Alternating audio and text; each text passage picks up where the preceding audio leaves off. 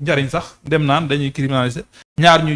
kii te mën ngaa dëgg téeméeri at doo ko gis. effectivement waaw donc loolu bu dee lislaam na moom da cee maandu façon maandu goo xam ne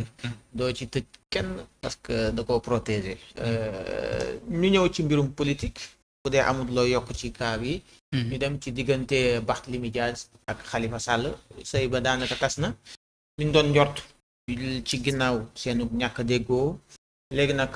yëpp mujj naa am dafa meloon ni ñaari kuy la yu far bokk mbalka wala Khalifa mu jàpp ne ndab li moom du ma sa suur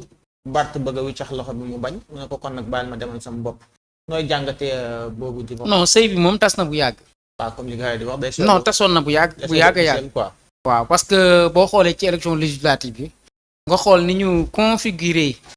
liste bi nga xam ne ci la Barthélémy Dias nekkoon da ngay xam ne les gens de Khalifa Sall de taxaw totalement dañ leen marginaliser ci confection liste yi. te loolu nag jàpp naa ni am na ay frustration yoo xam jur na ko au sein de taxaw loolu yëpp nag boo gisee dafa am lu ko waral parce que Barthélémy Dias même ci élection législative yi ci mouvement am la demee.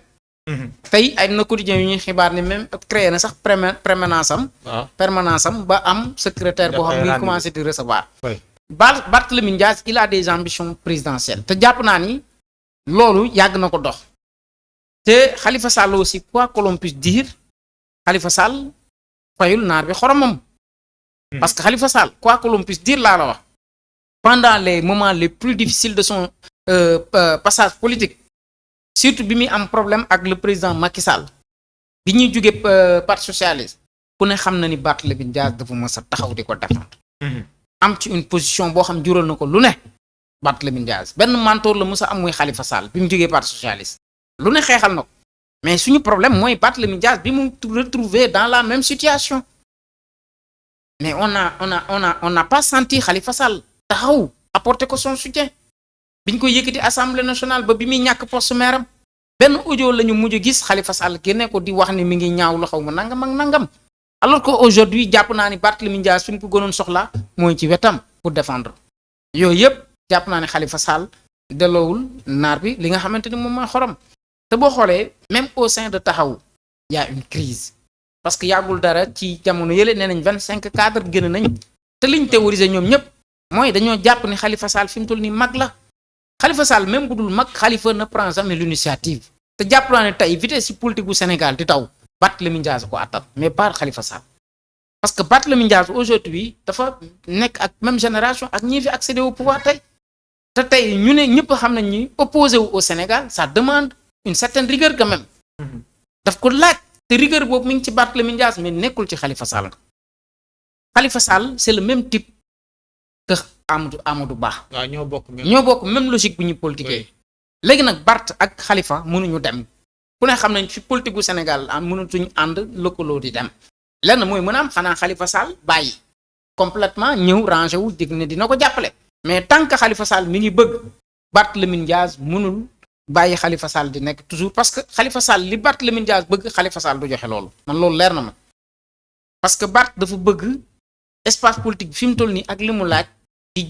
jokkalante ay kaddu ak di weccalante moom politique radicale boobu dafa prêt pour assumer ko te nee naa la comme dafa am ay ambition présidentielle aussi te loolu mi ngi ciy dox jàpp naa ni topp ci ginnaaw Khalifa Sall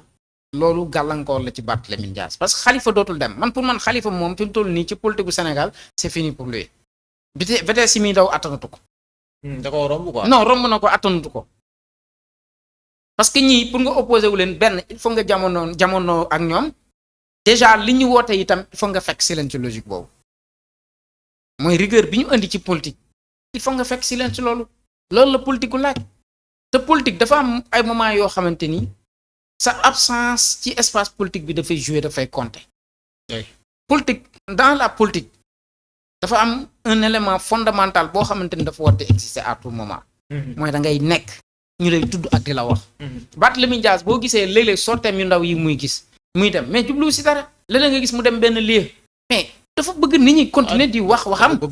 di ko boolewaat ci actualité bi parce que politique loolu la mais Khalifa Sall des fois da nga naan fan la ne Sénégal day yëngu nekk ci ay difficulté mais doo ko gis doo ko dégg wala soit à la dernière minute nga koy dégg muy wax man nag pour man Barthélémy Dias aujourd'hui du ma ne li mu def kii dama ko si encouragé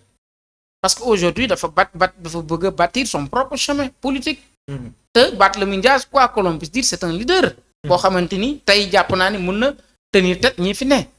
en matière de débat ak loo xamante ni dañ koy jokkalante ci ay kàddu. loolu laa gëm mais Khalifa Sall man pour man il faut le conjuguer au passé fi mu toll nii. conjuguer au passé nekkul def stratégie boo jàpp ne ñoom ñu ngi koy doxal pour rek. non gëw ma ne stratégie la. réeróo bi am na bu yàgg. ok réeróo bi am na. Barthélémy Dias ci élection législative yi mouvement am la demee. ah effectivement mouvement am la demee. moo tax waaw divorcé bi nag dañ ko actéegul woon mais am na moom. waaw am na. ok waaw loolu moom am na moom. waaye. Abdou Khadre ban jàngat nga ci def. waaw Bart de ku ko xam-xam ne à un certain moment sax dala doon jaaxal naka la mën a composé ak Khalifa ndax seeni nature dafa wute trop. waaw wute na de. Bart ku ko xam-xam ne ku agité la ku yëngutu la ku ñeme defante la Khalifa c'est tout à fait le contraire. gëm naa ne nag Bart moo doon fekk ci Khalifa maanaam moo ci doon bàyyi xam nga dañuy wax naan parfois relation bu yàggee rek am na ku cay bàyyi. dama gëm ne Bart xaj na moom moo doon fekk ci Khalifa léegi nag man ci sama gis-gis li ma jàpp ne moo gënoon a sage moo gënoon rafet li Serigne Niang wax dans une certaine mesure ànd naa ci mooy Khalifa wax dëgg yàlla ay atam sax moyetu ko xëj na ni mu ko waxee itam cycle bu jeex bi daal jàpp naa ne ci la bokk mooy cycle bi jeex nii bi nga xamante ni à partir de 2024 ku ne xam na am na benn cycle bu jeex am benn cycle bu démarré waat. cycle bi démarré nag dafa laaj ay ndaw yu actif ndaw yu réactif mais ndaw yu am responsabilité loolu nag jàpp naa ne li ci Barth man wax dëgg Khalifa mënu ko ci donc man soo dee préfère tey ji à l'heure actuelle Khalifa bàyyi te jàppale ko man loolaa jàppoon parce que tamit kii wax na ko Barth loo ko mën a waxal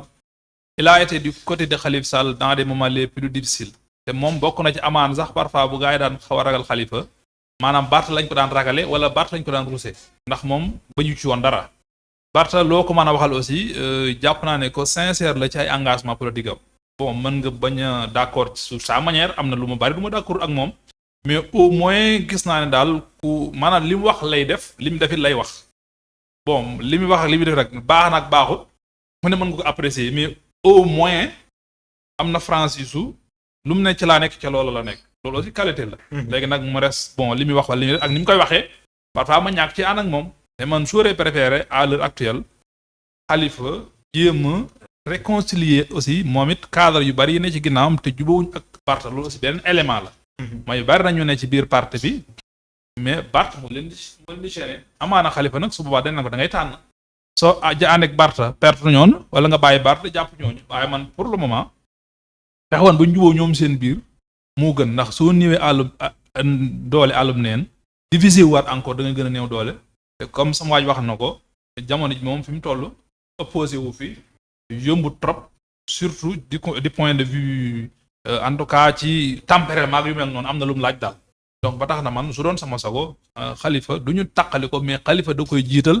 ne ko doxalal daal jàppale ko Khalifa mu retiré wu complètement fexe nag ñoom ci seen biir aussi ñu juboo ñoom ñaa taxaw gën a remobiliser seeni force parce que jàpp naa loolu moo leen di gën a may chance par rapport ak division bi nii ki jaar fii ki jaar fee. ma jeexal ak Birama Mangara Serigne Niang ñu koy toppee 10 milliards ci caisse yooyu ñuy woowee date yi muy dépôt à terme